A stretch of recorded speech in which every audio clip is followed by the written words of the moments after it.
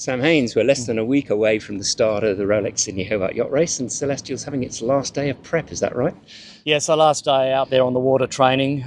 We've had a training block of 4 days this week. Before the Cabbage Tree race, we also did another training block of another 4 days. It's been good. Yeah, solid breezes too. Yeah, a lot of different conditions, some windy days.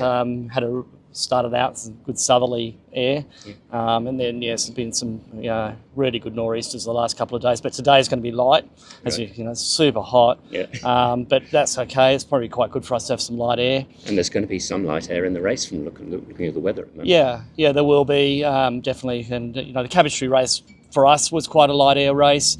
We saw maybe 20 knots at the most, but most of it was in less than sort of 18, 15s. And then when we got to the harbour, it was very, very light. So Celestial V70 absolutely loves it when it's sort of on the beam and really pumping. How do you mode for the sort of the transitions and the really light air stuff, which clearly isn't its sort of optimal space? Yeah, look, it's difficult. We keep the boat going and so forth. This boat is, as far as a Volvo 70 is concerned, it's more of a narrow one. It's not one of the big wide type of hull platforms that we can see. It's a boat that can VMG quite well. In fact, we've been doing a lot of our training is VMG, so we're just trying to make sure we're strong in VMG conditions, because of course we're going to be tacking, we're going to be jibing in the Hobart, so you need to be able to make sure that you can get depth or height. Yeah, and to explain for those not familiar, the VMG is getting really deep angles closer to the rum line going downwind.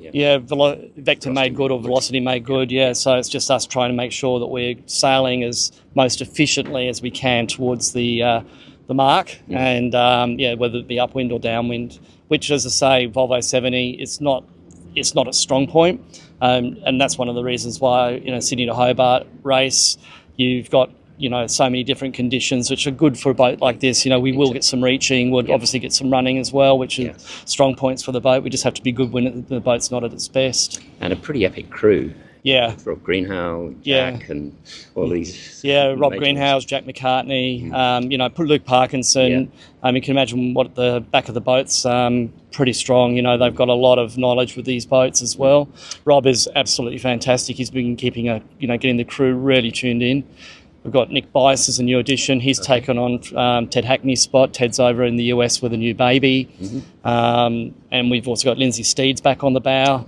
He's doing mid-bow. Pablo Torado's new bowman from Spain, because Frank O'Leary had to step off to go with Scallywag. But a lot of the guys are the same people. We've got Harry West. Alex Nolan, of course. He's in the navigation. He's been doing navigating now for several years for me.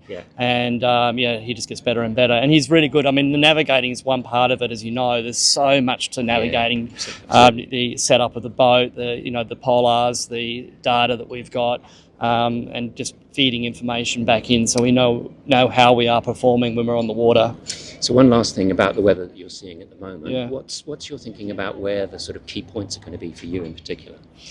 Get out of the harbour, downwind start. I don't think anyone really loves the downwind start in the Hobart. It obviously looks great on TV, but it's hard. But once we've done that, I think for us, if there's pressure, anything over 12 knots in particular, a bit of upwind, settle-in type sailing would be good. And then it'll be transitions, I suppose, if we're looking at another frontal system, or whether there's going to be, if we can get those nor'easters that they sort of usually will follow that sou'easter if it goes through the east, as long as there's a bit of pressure. That'll be good for a lot of boats, including us. And then if there's good northerly airflow down Tasmania's coast, we'll be ripping.